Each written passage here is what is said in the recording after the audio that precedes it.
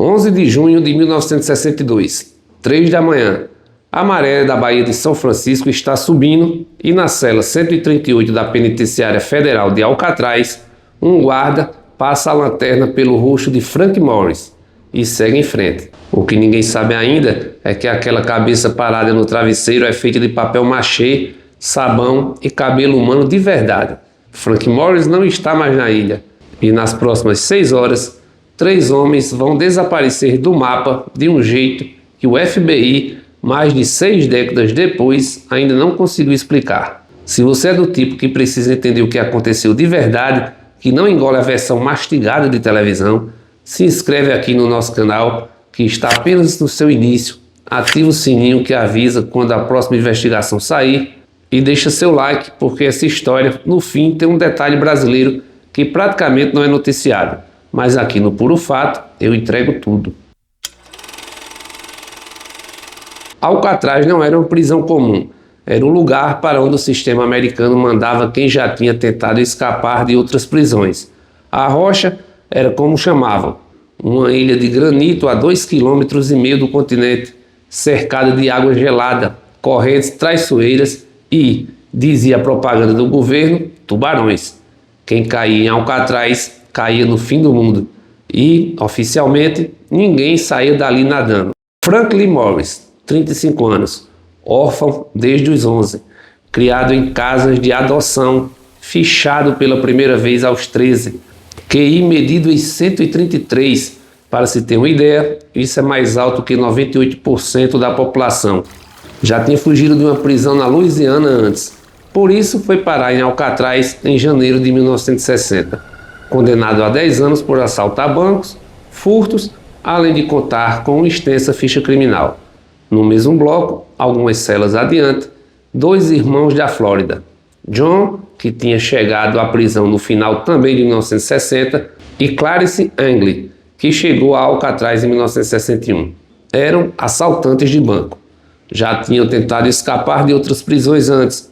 Nenhum dos 3 aceitava a ideia de envelhecer naquela ilha. Eles eram 4, na verdade. Tinha um 4º homem no plano, Allen West, e foi em setembro de 1961 que começaram. A peça mais reveladora dessa história é o quanto Alcatraz já estava se desfazendo por dentro. A umidade da maré, anos batendo no concreto, tinha apodrecido as paredes ao redor das grades de ventilação. Morris percebeu isso primeiro. Pegou uma colher do refeitório, soldou a ponta com prata derretida de uma moeda e começou a cavar. Cavavam à noite, durante o programa musical das celas, quando o barulho dos acordeões e das vozes encobria o som do metal raspando o concreto. Construíram uma furadeira improvisada com o motor de um aspirador de pó roubado da oficina. A furadeira só foi usada uma vez, e mesmo assim o barulho ficou disfarçado pelo eco do bloco. Em 6 meses, cada um abriu um buraco retangular no fundo da própria cela, grande o bastante para um homem passar. Atrás da cela havia um corredor de manutenção de 91 centímetros de largura. Era o caminho. Subiram por ali até o topo do bloco B e montaram em cima das celas um esconderijo, um galpão secreto dentro da prisão, que ninguém percebeu durante meses. Naquele galpão eles construíram tudo.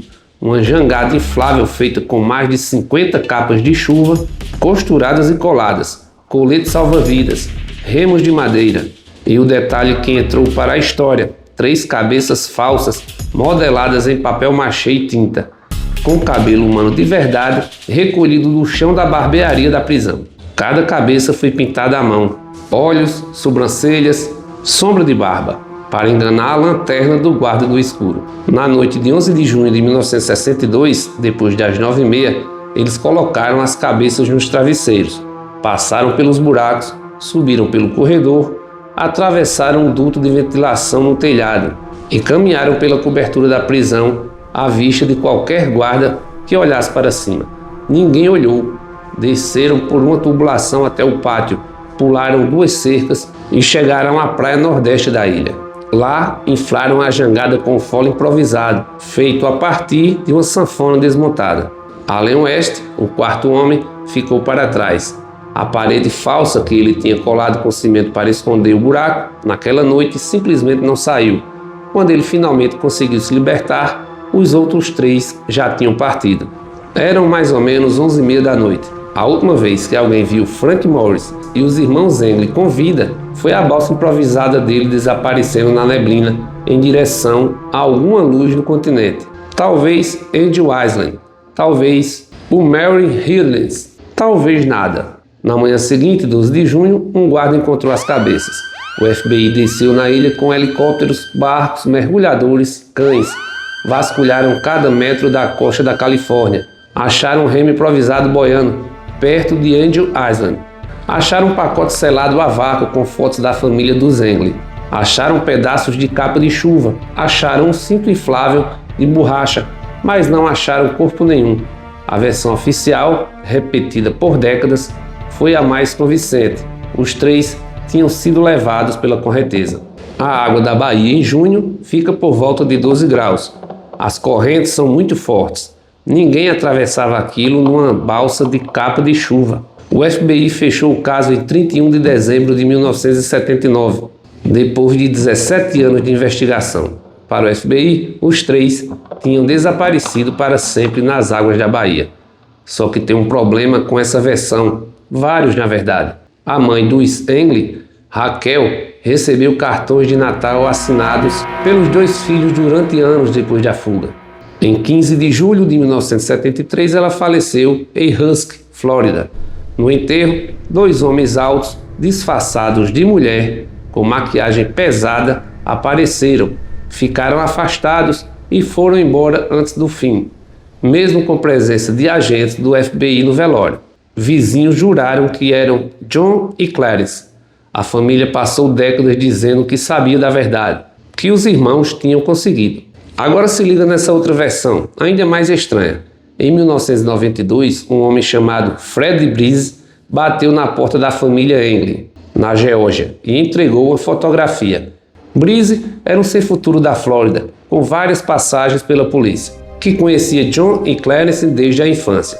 Disse que tinha esbarrado com os 2 irmãos por acaso em um bar do Rio de Janeiro. Disse que foi levado por eles até uma fazenda fora da cidade.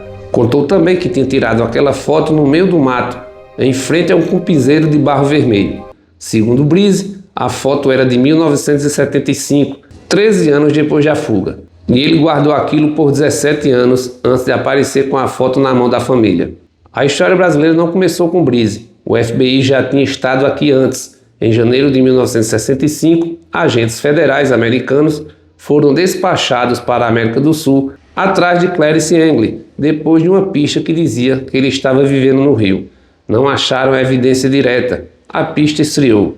E Breeze, o delegado Michael Dick, do US Marshal, não acreditou. Chamou Breeze de vigarista. A própria viúva de Breeze, anos depois, disse que nunca tinha ouvido o marido mencionar os irmãos Engel e que ele era do tipo que inventava histórias. Um perito contratado pelos Marshalls olhou a foto e disse que aqueles não eram os Engel. O caso parecia fechado, só que tem outro lado. Art Roderick, ex-delegado dos Marshalls, que comandou pessoalmente a investigação durante 20 anos, olhou aquela mesma foto e disse, com todas as letras, que era a melhor pista concreta que o caso já tinha tido.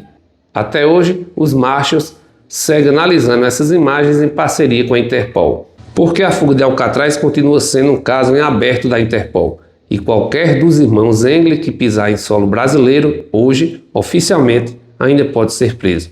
Em 2013, o Departamento de Polícia de São Francisco recebeu uma carta escrita à mão.